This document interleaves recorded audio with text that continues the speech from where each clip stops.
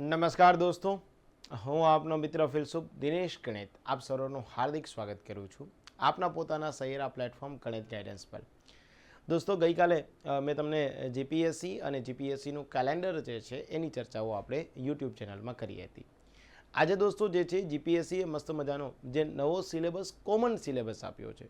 અગાઉ જે છે એ જીપીએસસી ક્લાસ 1-2 હોય અથવા તો અલગ અલગ પ્રકારના બોર્ડ નિગમ કોર્પોરેશનની પરીક્ષાઓ હોય, આના માટે અલગ અલગ પ્રકારનો સિલેબસનો જે છે એ સામનો જે તે ઉમેદવારે કરવો પડતો હતો.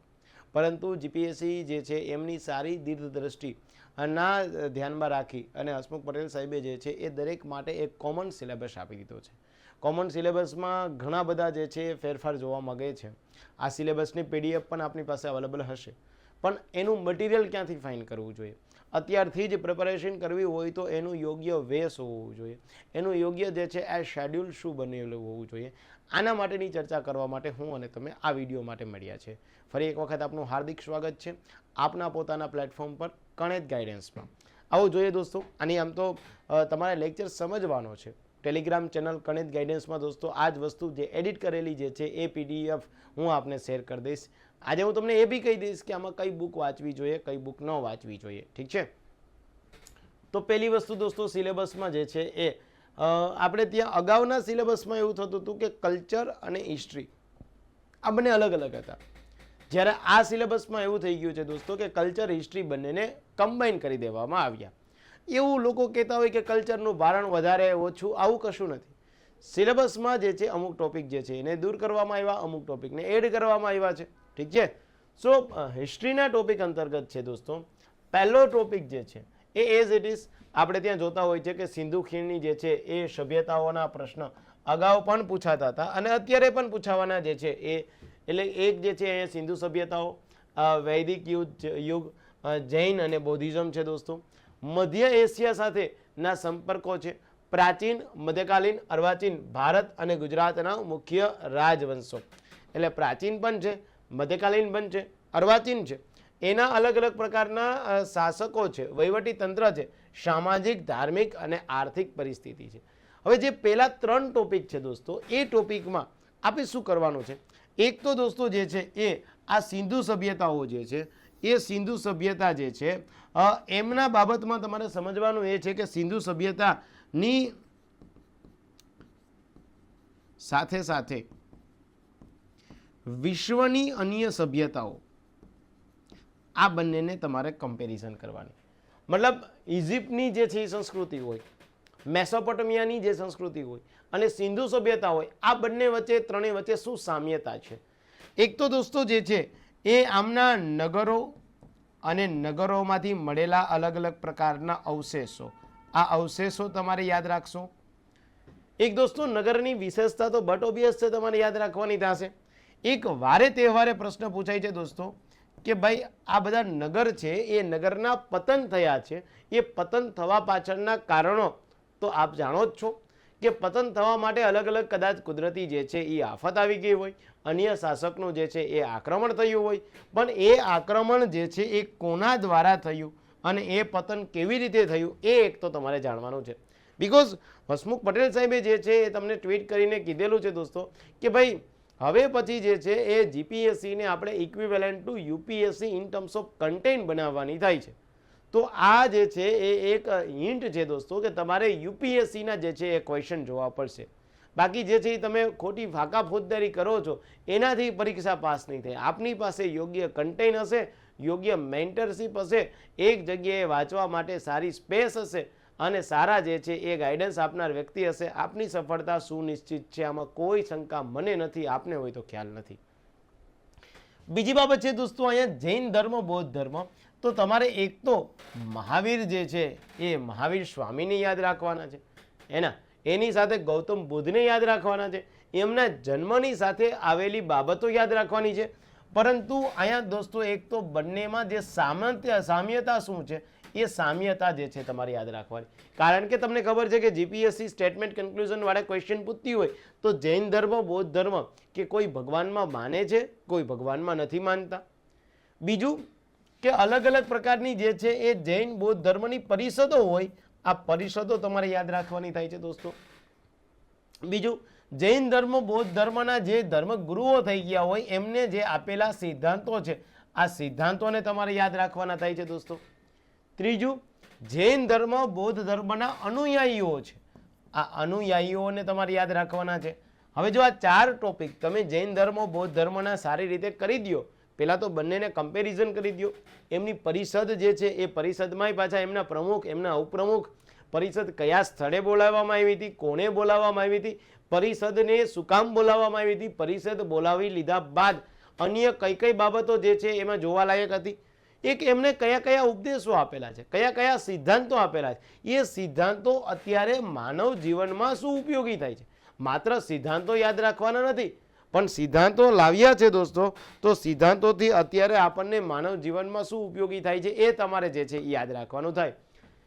એનાથી વિશેષ અલગ અલગ પ્રકારના ભારત અને ગુજરાત આ બંનેના રાજવંશો દોસ્તો તમારે યાદ રાખવાના થાય છે, ભારત અને ગુજરાત બંનેના. ઓકે, અને એમનું જે છે એ વહીવટી તંત્ર છે, એમના જે છે સામાજિક, ધાર્મિક, આર્થિક પરિસ્થિતિ, મતલબ જે તે રાજવંશ છે, જે તે ડાયનેસ્ટી છે, એ ડાયનેસ્ટીની આર્થિક પરિસ્થિતિ કેવી હતી, ત્યાં લોકો જે છે એ કયા પ્રકારના જે છે ખેતી સાથે સંકળાયેલા હતા, વેપાર સાથે સંકળાયેલા હતા, એના ત્યાં લોકો કયો ધર્મ જે છે અનુસરતા હતા, ત્યાં રાજા કયો ધર્મ જે છે એ અનુસરતો હતો, એમના જે છે એ વહીવટી તંત્રમાં કેન્દ્રમાં જે વ્યક્તિ હતા એનું નામ શું હતું, રાજ્યોમાં જે વ્યક્તિ હતા એનું નામ શું હતું, સ્થાનિક સ્વરાજ માટે થઈ અને પ્રાંત લેવલે જે છે એ વ્યક્તિઓ હતા એનું નામ શું હતું, શાસન કરનાર વ્યક્તિ કોણ હતો અને શાસનમાં વેરો વસૂલ કરનાર વ્યક્તિ કોણ હતો. જો આ ક્વેશ્ચન આપણે આવડે તો દોસ્તો આ ટોપિક તમારો મસ્ત મજાનો થઈ ગયો આવું કહેવાશે. અન્યથા જે છે એ ટોપિકમાંથી આપણે કન્ટેન્ટ હજી બાકી રાખીએ છીએ, આવા પ્રશ્ન જે છે એ તમને ઉદ્ભવશે, આ ન થવું જોઈએ. ત્યારબાદ દોસ્તો જે છે એ ભક્તિ આંદોલન આપ્યું છે, સૂફીવાદ આપ્યું, ભારત દેશમાં યુરોપિયનનું આગમનની વાત કરી છે દોસ્તો, એમના સંઘર્ષની વાત કરી, ભારતમાં કંપની શાસન, ભારતમાં બ્રિટિશ શાસનની સ્થાપના, એનું વિસ્તરણ, ભારત અને ગુજરાતમાં 1857નો સ્વાતંત્ર્ય સંગ્રામ, 19મી સદીમાં ધાર્મિક, આર્થિક, જે ધાર્મિક અને સામાજિક સુધારાઓ આંદોલન, અલગ અલગ પ્રકારની ચળવળ, અને ભારતમાં એવા જે છે એ ભારતીય વ્યક્તિઓ ક્રાંતિકારી છે કે જે અન્ય રાષ્ટ્રમાં જઈ અને જે છે એ એમને ક્રાંતિકારી પ્રવૃત્તિઓ જે છે એ આદરી અને જેનાથી સ્વતંત્ર સંગ્રામ દરમિયાન જે છે એ આગળ જવાનો એક આપણને હોપ મળ્યો. સો આ ટોપિકમાંથી તમારે પહેલાં કન્સિડર એ કરી દેવાનું થાય છે દોસ્તો. પહેલો ટોપિક, એક તો સ્વાતંત્ર્ય સંગ્રામ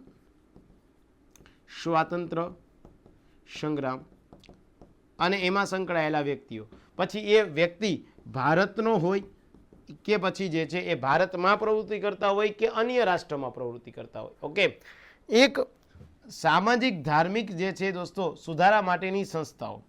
હવે જો આ બેને તમે એક સાથે પણ કરી શકો. આજે દોસ્તો જે છે એ ધાર્મિક સામાજિક જે છે એ રિફોર્મ થયા હોય, ઇકોનોમિકલી જે છે એ રિફોર્મ થયા હોય, સોશિયલી રિફોર્મ થયા હોય, તો રાજા રામમોહન રાયને તમે યાદ રાખો તો સતી પ્રથા તો યાદ રહેવાની જ છે, હે ના. આજે આર્ય સમાજને યાદ રાખવા જાય તો આર્ય સમાજ સાથે સ્થાપક કોઈ વ્યક્તિ જે છે એને તમારે યાદ રાખવા જ પડે. એટલે આવા દોસ્તો જે છે એ 10 કે 15 વ્યક્તિઓના નામ તમારે યાદ રાખી લેવાના કે જેને બહુ મોટું પ્રદાન કર્યું હોય, હે ના. સુભાષચંદ્ર બોઝને તો યાદ રાખવા જ પડશે. એની સાથે સાથે તમારે જે છે સ્વાતંત્ર્ય સંગ્રામમાં અને દેશમાં જે છે જેમણે સુધારાત્મક પ્રવૃત્તિ કરી હોય ગાંધીજીને યાદ રાખવા પડે, સરદાર પટેલ સાહેબને યાદ રાખવા પડે. તો આવા સમાજ સુધારકો જે છે અથવા તો આવા ક્રાંતિકારી પ્રવૃત્તિઓ ચલાવનાર વ્યક્તિઓ છે દોસ્તો એ વધીને 20 થી 25 મળશે. તો આ 20 થી 25નું દરેક એક વ્યક્તિનું નામ લેવાનું છે, એની સાથે સંકળાયેલી તમામ પ્રવૃત્તિ લઈ લેવાની, જેથી કરીને આ મુદ્દો તમારો જે ધાર્મિક સામાજિક આંદોલનનો ક્લિયર થઈ જશે. આ વિદેશમાં પ્રવૃત્તિ કરતા હોય તો એમની સાથે જ લઈ લો એટલે એ મુદ્દો પણ તમારો ક્લિયર થઈ જાય. અને 1857નો સંગ્રામ એ પણ એમાં જ કન્સિડર કરી લ્યો, હે ને, જેથી કરીને એ ત્રણ મુદ્દા એક જ વ્યક્તિ વિશેષ તમે જે છે એ એક સારું મટીરિયલ ફાઇન કરી લો અને એ મટીરિયલ ફાઇન કરી લો એટલે જેથી કરીને તમને કોઈ ચિંતાનો વિષય નહીં રહે આ બાબતમાં. ત્યારબાદ દોસ્તો કંપની શાસન, હે ને. હવે કંપની શાસનમાં તમારે યાદ રાખવાનું અલગ અલગ કંપનીઓ આવી હોય, હે ને. એ કંપનીઓમાં દોસ્તો જે છે એ તમારે પોર્ટુગીઝ બી યાદ રાખવાની થાય છે. એક પોર્ટુગીઝ યાદ રાખવાની, French East India, Dutch East India અને અંગ્રેજો. ઓકે, તો આ બધી કંપનીઓ અને એ કંપનીઓનો ભારત દેશમાં વિસ્તાર, મતલબ એ કંપનીઓએ કઈ કઈ જગ્યાએ કોઠી સ્થાપી એ તો આપ લોકો જાણો છો. માની લઈએ કે ભાઈ તમને એવી ખબર પડે છે કે ભાઈ અંગ્રેજોએ જે છે એ સુરતમાં કોઠી સ્થાપી, પછી એનું એક્સપાન્શન કેવી રીતે થયું એ તમારે પહેલાં અહીંયા જોઈ લેવાનું થાય. એટલે આ ટોપિક તમારો જે છે અહીંયા એકદમ મસ્ત મજાની રીતે જે છે એ ક્લિયર થઈ જશે. ઠીક છે? યસ, હું તમને દરેકે દરેક બાબતને શોર્ટ એન્ડ સ્વીટમાં કેવી રીતે દોસ્તો જે છે કન્સિડર કરવાનું કે જેથી કરીને ઓછા ટાઈમમાં સારી રીતે જે છે એ આપણું આઉટપુટ અને એ પણ પોટેન્શિયલ આઉટપુટ મળી શકે એની મારે તમારે આજે ચર્ચા કરવાની થાય છે. ત્યારબાદ એક તો રાષ્ટ્રીય આગેવાનો છે દોસ્તો, તેમનું વિવિધ ક્ષેત્રમાં યોગદાન. જો અગાઉ મેં તમને કીધું હતું એ જ ટોપિક અહીં આવી ગયો. અને આજે દોસ્તો કેવું થાય છે કે લોકો પાસ મોડા થાય છે એનું રીઝન કેવું કે તમે આખી બુકને લઈને બેસો છો. આખી બુકને લઈને નથી બેસવાનું, સિલેબસના ટોપિક, અને એમાંય ખાસ સિલેબસના ટોપિક એકબીજા સાથે મર્જ થતા હોય તો એ મર્જ થયેલા ટોપિકને આપ જુઓ. જેથી શું થશે દોસ્તો, આપના માઇન્ડમાં સ્ટ્રેસ ઓછું આવશે અને આપની પરીક્ષા જે છે એ સફળતા આપની બહુ નજીક આવી જશે. આઝાદી પછીનું ભારત અને ગુજરાત. હવે આઝાદી પછીનું ભારત અને ગુજરાત મતલબ શું? અહીંયા દોસ્તો વાત કરે છે કે પીએમ, અહીંયા જે છે એ સીએમ, અહીંયા જે છે એ રાજ્યપાલ, અહીંયા જે છે એ રાષ્ટ્રપતિ ના સમયમાં થયેલા કાર્યો. પીએમ, સીએમ, રાજ્યપાલ, રાષ્ટ્રપતિના સમયગાળામાં થયેલા કાર્યો. મતલબ કે વાત એ કરે છે કે આજે આપણને એ ખબર પડે કે ભારત દેશમાં તમે નામ બોલતા હશો પીએમઓ, પ્રાઇમ મિનિસ્ટર ઓફિસ, હે ના, પ્રધાનમંત્રી કાર્યાલય. તો પ્રધાનમંત્રી કાર્યાલય કયા પીએમના સમયમાં અસ્તિત્વમાં આવ્યું? તો આપને ખબર હોવી જોઈએ, મોરારજી દેસાઈ. આવા ભૂતકાળમાં ક્વેશ્ચન પૂછાયેલા છે. ઓકે. ત્યારબાદ દોસ્તો ભારત અને ગુજરાતનો સાંસ્કૃતિક વારસો, એમાં કલા સ્વરૂપો છે, એમાં સાહિત્ય છે, એમાં શિલ્પ છે, સ્થાપત્ય છે, સંગીત, નૃત્ય છે. ભારત તથા ગુજરાતની સંત પરંપરા અને લોકમાનસ પર તેની અસર. મતલબ કે તમારે સાંસ્કૃતિક વારસાના ટોપિકમાં એક તો તમામ પ્રકારના નૃત્ય, તમામ પ્રકારની સંગીત, સ્થાપત્ય કલા, એના આ સ્થાપત્ય કલા, શિલ્પકલા, કલા બધીઓ એક સાથે લઈ લેવાની થાય છે. સાહિત્ય છે, આ જનરલી કોઈ ભણવાનો વિષય નથી, આ વાંચવાનો વિષય છે, આ તમને સમજાવવાની વાત નથી, પણ આ બધી શિલ્પકલા, કલા સ્વરૂપો જે છે એ તમારે જોઈ લેવાનું, અને લોકમાનસમાં તેની અસર. ત્યારબાદ ભારત અને ગુજરાતના દોસ્તો જે છે એ મેળાઓ છે. મેળાઓમાં પણ ખાસ યાદ રાખવાનું, આજે મેળા છે, ઉત્સવ છે, ખાણીપીણી, કે અહીંયા દોસ્તો તમારે જે છે એક તો મેળાઓની તિથિઓ યાદ રાખવાની, હે ના. મેળાઓમાં જે કોઈ સાધન સામગ્રી વપરાતી હોય એ સાધન સામગ્રી, કે ભાઈ મેળાઓમાં જે છે એ કોઈ વર્ગ છે, એ વર્ગનું બહુ વિશેષ મહત્વ હોય તો એનું ખાસ જે છે એ મહત્વ હોય. ફોર એક્ઝામ્પલ તરીકે દોસ્તો પોરબંદર છે, અને પોરબંદરમાં જે છે માધવપુરનો મેળો થતો હોય તો માધવપુરના મેળામાં જે છે એ કોઈ મહેર સમાજ છે એમનું બહુ વધારે મહત્વ હોય, એમના દ્વારા આયોજન થતું હોય તો આ એમની સાથે અને આપણે જે છે એ ભરવાડ સમાજમાં નાના ભાઈ મોટા ભાઈ હોય, એમના પોશાકો હોય, એમની પોતાની લાક્ષણિકતાઓ હોય, આ બાબત જે છે એ આપણે આ ટોપિક અંતર્ગત ખ્યાલ આવવો જોઈએ.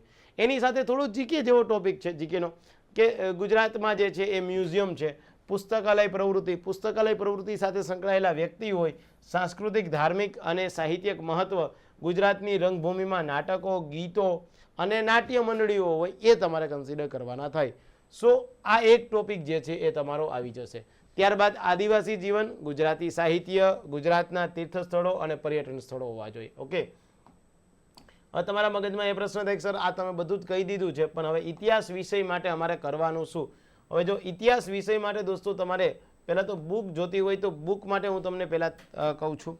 એક તો દોસ્તો આ ઇતિહાસ માટે જે ઇતિહાસ, જો હું તમને અલગ અલગ બુક કહું છું, પણ બુકમાંથી તમારે જે કામની છે એ જ વસ્તુ. ગુજરાતનો ઇતિહાસ છે તો ગુજરાતના ઇતિહાસ માટે ઈશ્વર પાડવી સરની બુક લેવાની. ઓકે, અને દોસ્તો જે છે આધુનિક ભારત છે જેમાં તમામ પ્રકારના ટોપિક હોય, એના માટે ગ્રંથ નિર્માણ બોર્ડની બુક લેવાની. ઓકે, અને જે વારસો છે, વારસા માટે હર્ષોદાબેન સેદાણી પ્લસ જોરાવરસિંહ જાદવ,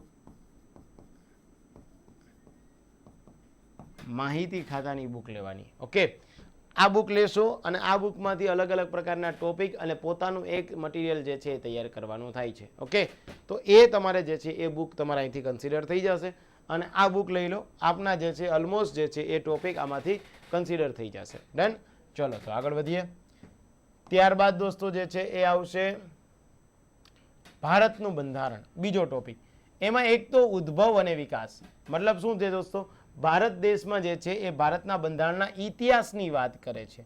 ભારતના બંધારણનો ઇતિહાસ દોસ્તો, એક તો આપણે 1600ની સાલથી 1757 યાદ રાખવાનું, 1773 થી 1857, 1858 થી 1947. ઓકે, એક બંધારણની લાક્ષણિકતા, બંધારણની લાક્ષણિકતા એવી લાક્ષણિકતા યાદ નથી રાખવાની ભાઈ કે ભારત દેશનું બંધારણ એટલે વિશ્વનું સૌથી લાંબુ લેખિત બંધારણ.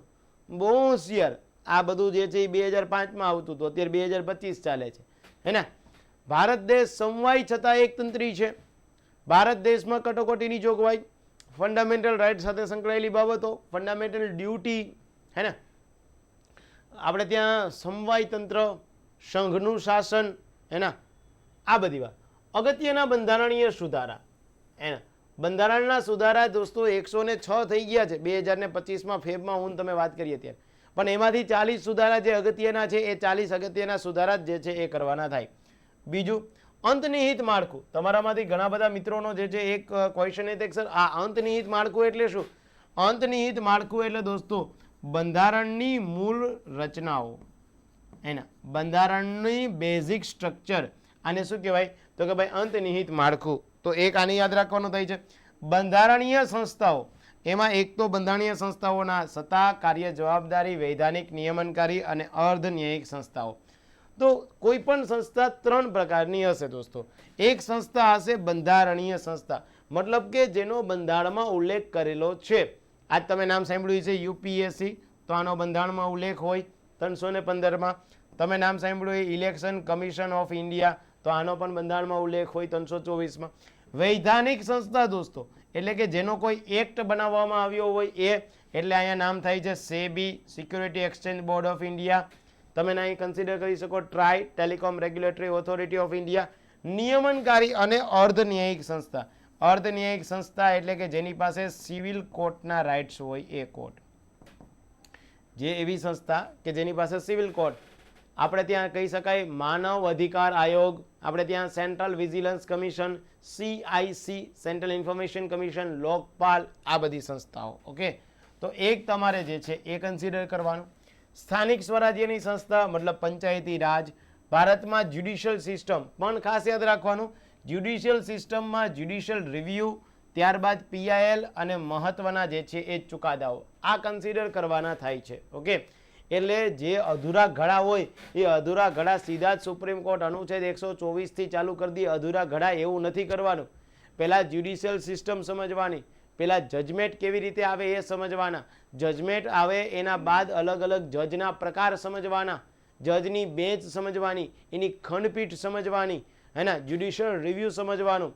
જ્યુડિશિયલ રિવ્યુ બાદ જે છે અલગ અલગ પ્રકારના જે કેસીસ, આ જે ચુકાદાઓમાં દોસ્તો એક તો તમારે પૃષ્ઠભૂમિ યાદ રાખવાની, એક બંને પક્ષની દલીલ યાદ રાખવાની અને એક ચુકાદાઓની અસર યાદ રાખવાની થાય છે. ઓકે, અને આ દલીલ બાદ જે ચુકાદો આવ્યો હોય એ દલીલ બાદનો ચુકાદો પણ યાદ રાખવાનો. ભારતની વિદેશ નીતિ, એમાં વિવિધ મહત્વની સંસ્થાઓ મતલબ કે યુનાઇટેડ નેશન, અહીંયા તમારે યાદ રાખવાનું થાય છે દોસ્તો UN અને તેની એજન્સી. અહીં શું યાદ રાખશો? UN અને તેની એજન્સીઓ યાદ રાખશો. કેન્દ્ર સરકારની નીતિઓ, કેન્દ્ર સરકારની નીતિઓમાં એક સાયન્સ એન્ડ ટેકની નીતિ આવશે, એક જે છે એ સ્પોર્ટ્સની પોલિસી આવશે, એક જે છે એ એનર્જી પોલિસી આવશે દોસ્તો, એક જે છે એ ઇલેક્ટ્રિક વેહિકલ EVની પોલિસી આવશે, એક જે છે દોસ્તો ટુરિઝમ પોલિસી આવશે, એક જે છે એ ઇન્ડસ્ટ્રીયલ પોલિસી આવશે. તો આવી પોલિસીસ જે છે એ તમારે સમજવાની થાય. આ પોલિસી સરકાર દ્વારા બહાર પાડવામાં આવેલી હોય એને તમારે જે છે એ ખાસ યાદ રાખવાની થશે. ઓકે, તો જ્યાં સુધી દોસ્તો બંધારણનો ક્વેશ્ચન છે, બંધારણ માટે આપ યુવા ઉપનિષદની બુક જે છે એ ખાસ લઈ શકો, જેમાં આ ટોપિક આપેલા છે. પણ જેટલા કામના ટોપિક છે એટલા જ લેવા, આખી બુક વાંચવી નહીં. આમાં ક્યાંય આપણને સંસદ નથી આપ્યું, પણ તમારે સંસદ પ્લસ રાષ્ટ્રપતિ પ્લસ ઉપરાષ્ટ્રપતિ પ્લસ રાજ્યપાલ પ્લસ વિધાનસભા આ ટોપિક કમ્પલસરી લેવા પડશે. ઓકે, કારણ કે બંધારણની મૂળભૂત જોગવાઈઓ આપેલી હોય અને આપણને ત્યાં જે છે દોસ્તો અહીંયા કીધેલું જ છે કે સમવાય તંત્રને લગતી બાબતો. તો મુન્ના આ વસ્તુ આપણને યાદ રહેવી જોઈએ. ઘણા મુન્ના એવું કે સર રાષ્ટ્રપતિ તો આપ્યો જ નથી, તો હું તો રાષ્ટ્રપતિ નહીં કરું તો ચાલે ને? તારે ગમે એમ કરીને શોર્ટ એન્ડ સ્વીટ કરી નાખવું છે, હે ને? તો આવું જે છે અધૂરા ઘડા નહીં કરતા. હા, સમવાય તંત્રમાં જે છે એ વાત થાય જ છે કેન્દ્ર રાજ્યની, તો તમારે આ મુદ્દાઓ તો કમ્પલસરી લેવા જ પડશે. ચલો તો આગળ વધીએ. વિવિધ સંસ્થાઓ થઈ ગઈ છે. યસ, એના પછી તાર્કિક ક્ષમતાઓ છે દોસ્તો. તાર્કિક એક ખાસ રીઝનિંગ, મતલબ આખું પેપર કદાચ બની શકે કે આમાં જે ટોપિક આપેલા હશે દોસ્તો એ યુપીએસસીના સી સેટને ઇક્વિવેલન્ટ હશે. મતલબ કોઈ વ્યક્તિ સીધો જ કોઈ પણ પ્રકારનો કોર્સ લઈ અને કોર્સમાંથી બેઠા બેઠા ક્વેશ્ચન આવી જાય એવું નહીં થાય. તમારે કોર્સમાં એક કોન્સેપ્ટ સમજી અને પછી તમારે તમારી બુદ્ધિમત્તાના આધારે એમાં નિર્ણય લેતા શીખવા પડશે. જો આ નિર્ણય લેતા તમને આવડી જાય તો તમે જે છે એ ક્વેશ્ચનને સારી રીતે સોલ્વ કરી શકશો. હા, દરેકે દરેક જે એપ્લિકેશન છે, દરેકે દરેક જે ઓફલાઈન ક્લાસીસ છે, બધા સારા જ છે, એમાં કોઈ ચિંતાનો વિષય નથી. પણ કોઈ જે છે એ સંસ્થા આજે કોઈ એપ્લિકેશન તમને શીખવાડી શકશે કે મુન્ના આવી રીતે ક્વેશ્ચન સોલ્વ કરાય, આ ટ્રીક છે. આજે માની લે કે અહીં લખ્યું છે માહિતીનું અર્થઘટન યાની કે ડીઆઈ, હે ના, ડેટા ઇન્ટરપ્રિટેશન. એમાં ચાર્ટ, ગ્રાફ, કોષ્ટક જે આપેલા હોય અને એમાંથી માહિતીના આધારે તમારે ક્વેશ્ચન ફાઇન કરવાના છે. તો એ ફાઇન કરવા માટેની તમારી પાસે બુદ્ધિમત્તા હોવી જોઈએ. બેઠે બેઠા જે છે એ ટેબલ ગોખી નાખશું એવી રીતે નહીં ચાલે દોસ્તો. જીપીએસસી તો નહીં જ થવાય, હે ને? સો એના માટે તમારી પાસે થોડોક સ્માર્ટ વે હોવો જોઈએ. જે તમને દોસ્તો અહીંયા વાત કરી છે મેથ્સ રિઝનિંગની, એના માટે ક્યાં તો કોઈ આપ બકુલ પટેલ સર છે, નીરજ ભરવાડ સર છે, એની એપ્લિકેશન લઈ લો, અથવા તો કોઈ તમે બુક લઈ લો, કોઈ ચિંતા નથી. અથવા તો તમે કોઈ ઓફલાઈન એકેડેમીમાં ભણતા હોય તો એની કોઈ લેક્ચરર હોય અને એની કોઈ નોટ્સ બનાવો, કોઈ ચિંતાનો વિષય અહીંયા રહેશે નહીં. ઓકે, આગળ વધો. બહુ મહત્વનો ટોપિક અને તમારા માટે ખાસ હું કહી દઉં દોસ્તો કે સાયન્સવાળા લોકો જે છે એમને આ ટોપિકથી જરાય ડરવાનું નથી કે સર અમે તો સાયન્સ કેન્ડિડેટ છે અને અમે સાયન્સ કેન્ડિડેટ હોવાના નાતે અમને તો અર્થશાસ્ત્ર ના આવડે. ન દોસ્ત, એવું જરાય નથી. સાયન્સ, કોમર્સ, આર્ટ્સ બધા માટે એક સરખા પ્રકારનું જ વેઇટેજ જે છે એ રાખવામાં આવશે, હે ને? અને અહીંયા એવું જ અર્થતંત્ર પૂછવામાં આવશે કે જે સામાન્ય વ્યક્તિ નથી જાણતો. કોમર્સ કેન્ડિડેટ આવું ન ભણ્યા હોય, હે ને? મતલબ કે એક તો અર્થશાસ્ત્રના મૂળભૂત ખ્યાલો, વિભાવનાઓ, આઝાદી પૂર્વેનું આર્થિક આયોજન. આઝાદી પૂર્વેનું આર્થિક આયોજન એટલે 1934 વિશ્વસ્તરીય બોમ્બે પ્લાન કરવાનો થશે અહીંયા.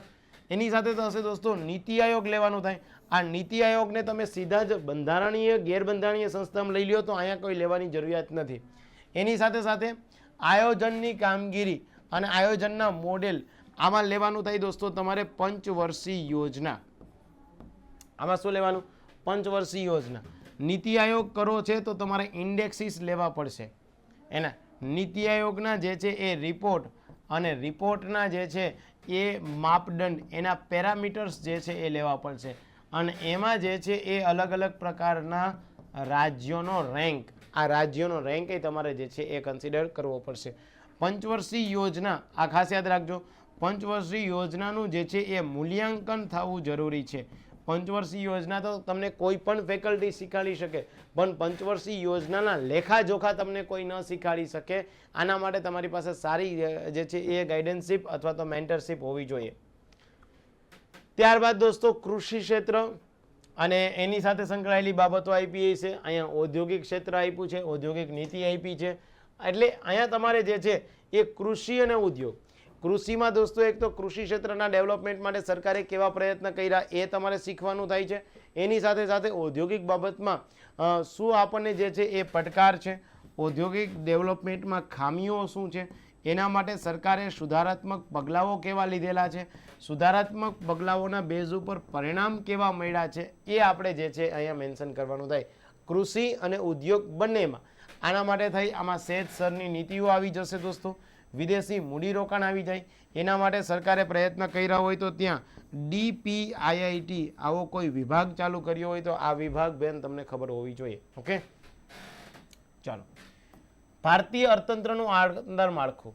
આંતરમાળખું એટલે શું દોસ્તો? તો કે ભાઈ રોડ રસ્તાની વાત થાય છે, બંદરોની વાત થાય, જળમાર્ગની વાત થાય, હવાઈ મથકની વાત થાય, રેલવેની વાત થાય, અલગ અલગ પ્રકારના ICT ઇન્ફોર્મેશન એન્ડ કોમ્યુનિકેશન જે છે એ ટેકનોલોજીની વાત થાય તો અથવા તો સોશિયલી ઇમ્પેક્ટ થતું હોય અને સોશિયલી ઇમ્પેક્ટનું એસેસમેન્ટ થતું હોય તો આ સોશિયલી ઇમ્પેક્ટનું એસેસમેન્ટ જે છે એ તમારા પાસે ધ્યાનમાં હોવું જોઈએ. એટલે જીકેની જેમ માત્ર ને માત્ર એવું નથી કરવાનું કે ભાઈ સૌથી મોટો રસ્તો કયો છે ને સૌથી નાનો રસ્તો કયો છે ને મુન્ના, આનાથી જીપીએસસી ન થાય.